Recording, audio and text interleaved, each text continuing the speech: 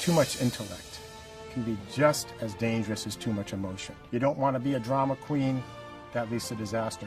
You don't want to just be intellectual, because this will also lead to disaster. Emotion and intellect are just responses, reactions of the brain to your outside world. The fact that you can be self-aware of the fact you're having feelings and thoughts means you're more than just the automatic thoughts and feelings going through your head. So too much intellect can also be dangerous, just like too much emotion. Use them wisely.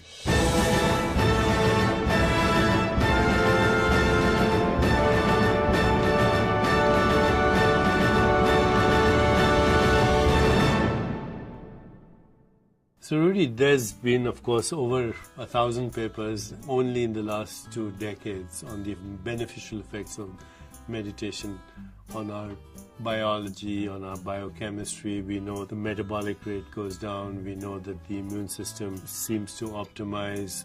We know that cortisol levels decrease, adrenaline decreases. Overall, there's a general sense of well-being.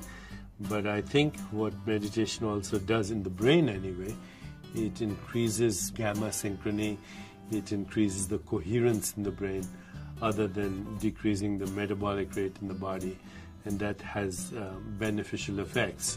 And I want to ask you, first of all, does quietening the mind enhance our ability to remember, to memory?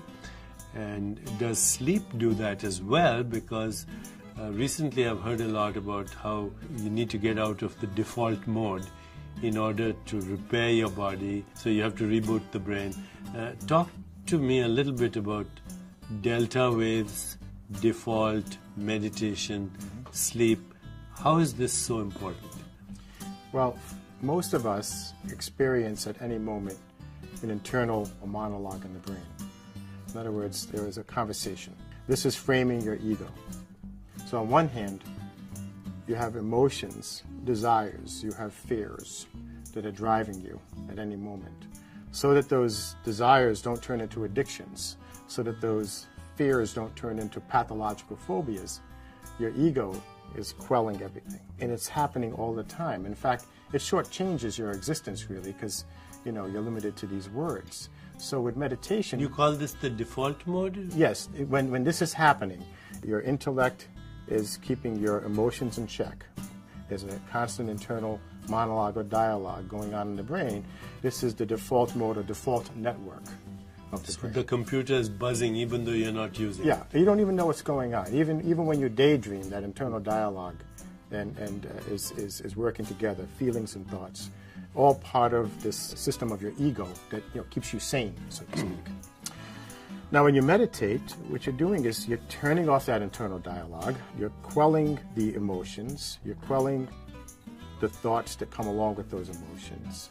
You're clearing the brain into a quiet space so that your mind can be quiet.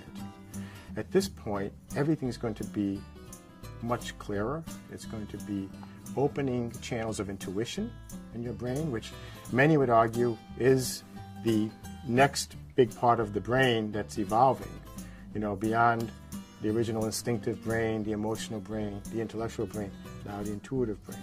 To get to that, turn off the bandwidth. Meditation allows you to do this, so you will have just a much clearer set of channels, whether you're recalling or recapitulating memories from the past, or whether you're trying to imagine what you might do in the future. You're in the now, you're in the present, quiet mind, and everything will be much more acute in terms of awareness, and now you're allowing intuition to bloom in your mind through your brain. So you're rebooting your brain. You're rebooting your brain, but that. you're also, it's more than that. You're allowing your brain to blossom into what many would argue is the next stage of evolution for the brain as it ties to mind, and that is promoting intuition by turning off the noise.